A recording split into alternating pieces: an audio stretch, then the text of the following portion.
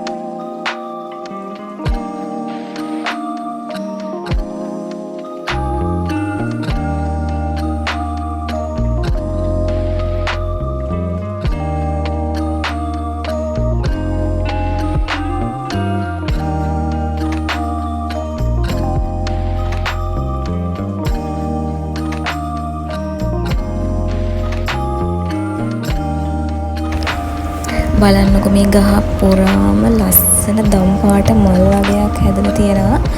මේක දන් జాතියක්. මාර රහයිලු මම නම් කාලා නෑ. ඉතින් මම දැක්කට පස්සෙත් පුදුම වුණා. මම අද තමයි මේ ගහ මේ වගේ දැක්කේ මල් වලින් පිරීලා.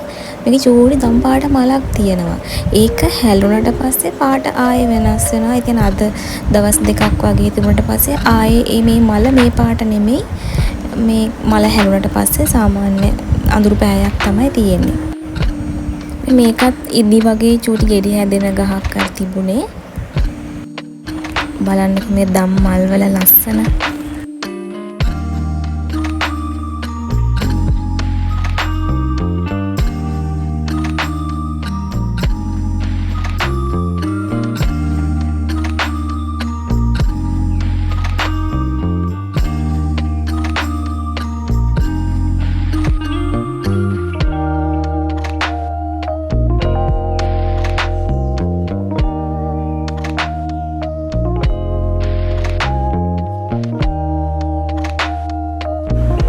චූටියට ගයක් හදාගෙන නිස්කලංකව ඉන්න නියම තැනක් නේද? මේකේ ඉඩමේ හදන්න පුළුවන් ගයක්. නමුත් මේක පොඩි ප්‍රශ්නයක් තියෙනවා. බැහි කාලෙට මේක චුට්ටක් උතුරනවා. ඒ නිසා මේ ඉඩමටත් වතුර චුට්ටක් එනවා. පහළ කෑල්ල තමයි මේ ගෙදර පහළ කෑල්ල. ඉතින් මේ ටිකට වතුර එනවා. හදනව නම් ගොඩක් උස්සන්න වෙනවා. පස් දාලා ගොඩ කරන්න වෙනවා. අප්‍රේල් මාසෙනේ මාරම රස්නේ. ඉතින් ඇවිදපු එකම තමයි කරේ. ඉතින් එදා හවසත් අපි ගියා චුට්ටක් ගෙදරට එන පාරවල් කීපයක් තියෙනවා. ඉතින් ඒකේ ලස්සනම පාරක් තියෙනවා. වෙල් ආයවල් මැද්දෙන් තියෙන පාරක්. ඒ පාර ගියා චුට්ටක් ඇවිදින්න.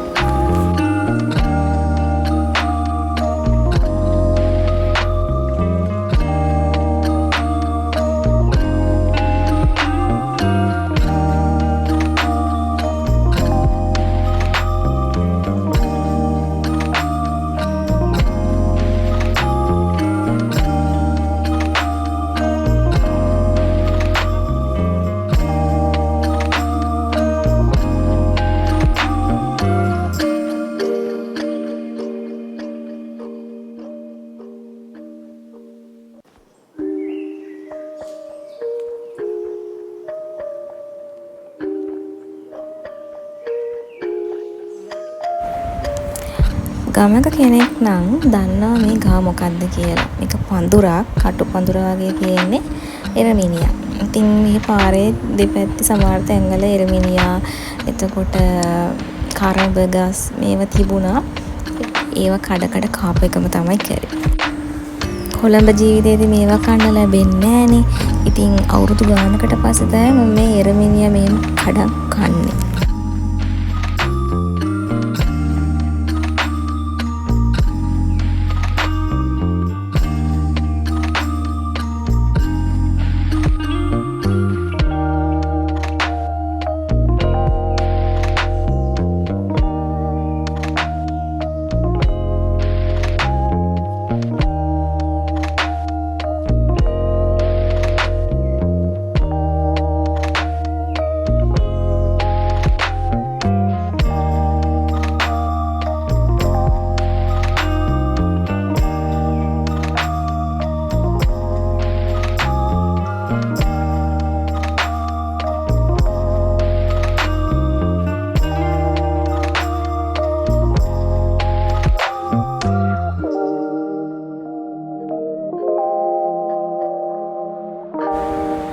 අපි මේ ඇවිදින්න ගියේ මරණ අවුරුද්ද දවසේ.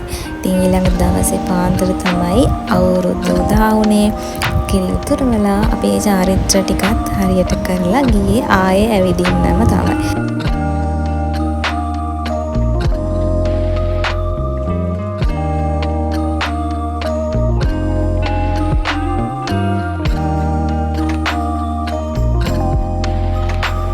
තංගලෑ නම් දන්නවා මේ කොහෙද කියලා. මේ තියෙන්නේ තංගල්ලේ බීච් එකට උඩින් තියෙනවා නේවි එක. නේවි එකට එහා පැත්තේ තියෙනවා මාලිමාව කියලා රෙස්ටුරන්ට් එක.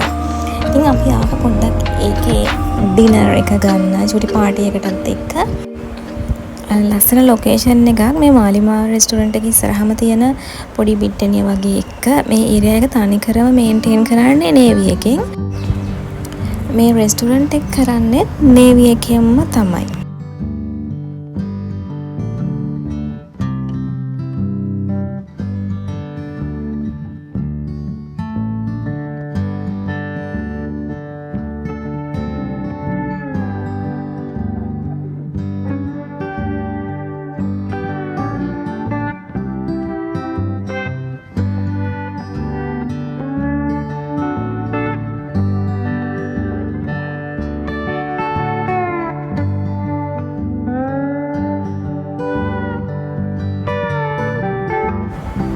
මේ තියෙන්නේ රෙස්ටුරන්ට් එක හරියටම බීච් එක ඉස්සරහා තමයි තියෙන්නේ. එකෙන් එළියට ආවට පස්සේ ඉස්සරහාම තියෙන්නේ බීච් එක. ලස්සන view එකක් තියෙන්නේ. view point එකක් වගේ නිකන්. ඉතින් මේක තනිකර රන් කරන්නේ මේ රෙස්ටුරන්ට් එක නේවි එකෙන්. කෑම එහෙම මාරම පිරිසිදුයි, මාරම quality recommend කරන්න පුළුවන් place එකක්. ඉතින් ආරක්ෂාව අතිනුත් හැමදේම අතිනුත් හොඳයි. ඉතින් කට්ටිය පාටි එහෙම දානවා නම් ෆන්ක්ෂන් එහෙම ගන්න තියෙනවා නම් මෙතන රෙකමන්ඩ් කරන්න පුළුවන්. මේ රෙස්ටුරන්ට් එකේ මෙනු එකෙන්ම සාධාරණ ප්‍රයිසස් වලට තියෙනවා. කෑම ඔයාලට ඕන විදියකට ඕඩර් කරලා කන්න පුළුවන්. ඇවිල්ලා එන්ජොයි කරන්න පුළුවන් ලස්සන ලොකේෂන් එකක්.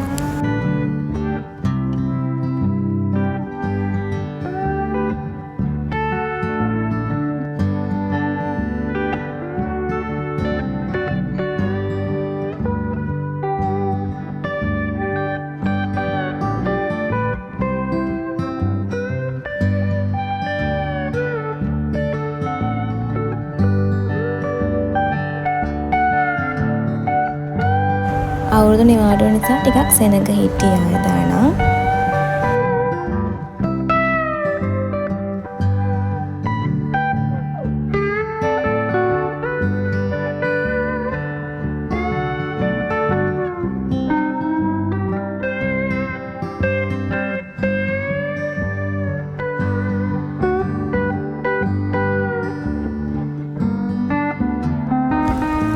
ලොකු නිවාඩුවකට පස්සේ ඇවිදලා ආය අපේ 19 කොළඹ යන්න පිටත් වුණා.